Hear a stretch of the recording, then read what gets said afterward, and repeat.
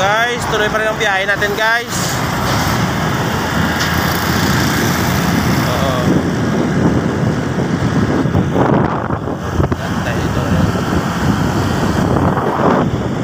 So magandang araw dyan sa inyo.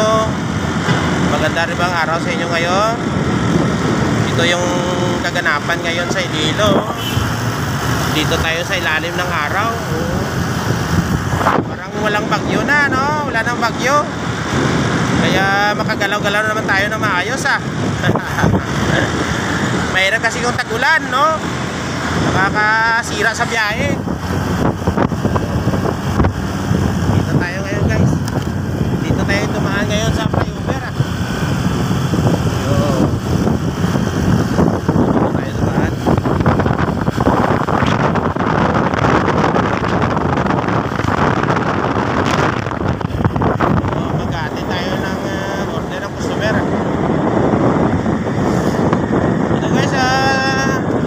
Nagabiyahe ko guys, kukuha lang ako ng video guys para meron tayong pag content guys. Oo.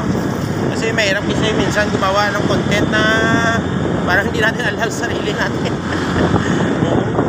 So sabi nga ng iba, sige lang kahit ano gagawin mo, ah, videohin lang at saka i-post, ah.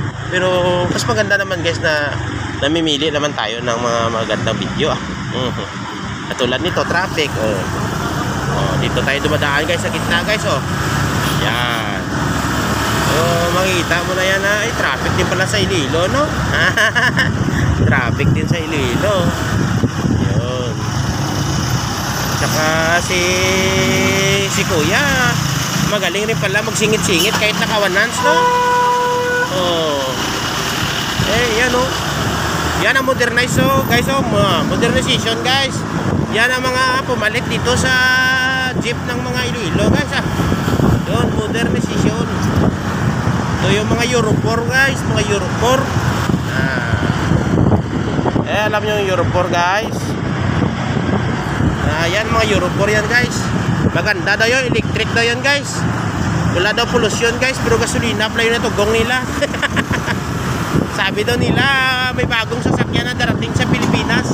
Papalitan na yung mga ganyan, no? Kasi mabaho yung gasol niya.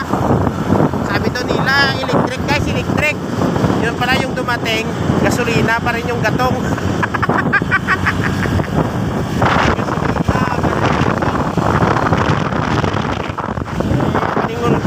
Paniwala rin ako kasi driver rin ako guys ng ng sasakyan, di pasahero. Pero minto guys, mahirap dyan kasi guys. Oo, mahirap dyan. Kaya guys, dito mo tayo guys, ah.